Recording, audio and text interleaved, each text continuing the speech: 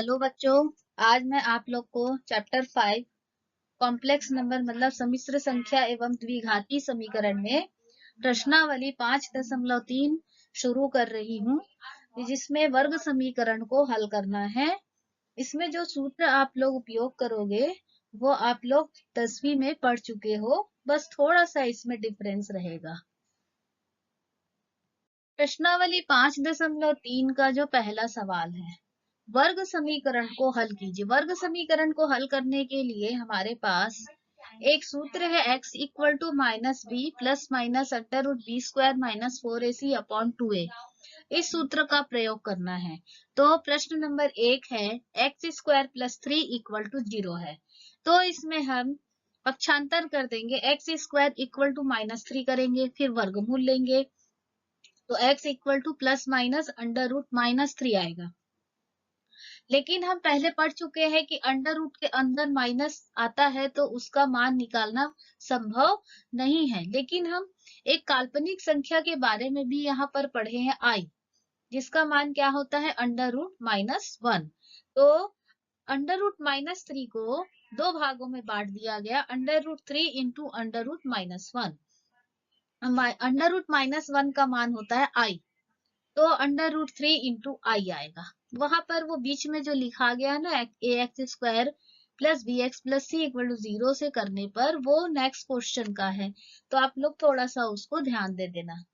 तो x का मान क्या आया, plus minus under root 3i, मतलब x equal to minus under root 3i और अंडर रूट 3i। ये हो गया हमारा पहले क्वेश्चन का आंसर। लेकिन हम अगर दूसरा क्वेश्चन देखें जिसमें ये दिया है 2x square plus x plus 1 equal to 0, ये दिया है। तो हम 10th में पढ़ चुके हैं एक सूत्र x equal to minus b plus minus under root b square minus 4ac upon 2a। इस सूत्र का प्रयोग करके हमें हल करना है और कोई इसमें नया चीज नहीं है। तो सबसे पहले दिए गए वर्ग समीकरण की तुलना A x square plus B x plus C equal to 0 से करने पर, ये पूरा एक सेंटेंस है, ये इधर लिखा गया है, लेकिन आप लोग को इसको प्रश्न नंबर 2 में लिखना है। तुलना करेंगे तो ए का मान आएगा 2, बी का मान 1, सी का मान 1। फिर x इक्वल टू आएगा minus b plus minus under root b square minus 4ac upon 2a। अब इस सूत्र में b और a और c का मान रखेंगे और कैसे हम x की वैल्यू निकालेंगे ये अब देखोगे। अभी मैंने आपको एक फॉर्मूला बताया, x equal to minus 1 plus minus under root 1 minus 4 into 2 into 1 upon 2 into 2, a b c का हमने मान रखा। अब ये हो गया x equal to minus 1 plus minus under root 1 minus 8, ये हुआ। तो x equal to minus 1 plus minus under root minus 7। अब अंडर रूट के अंदर माइनस है, उसका मान हम तो पॉसिबल ही नहीं है निकालना, तो इसके लिए हम उसको दो पार्ट्स में फिर डिवाइड करेंगे।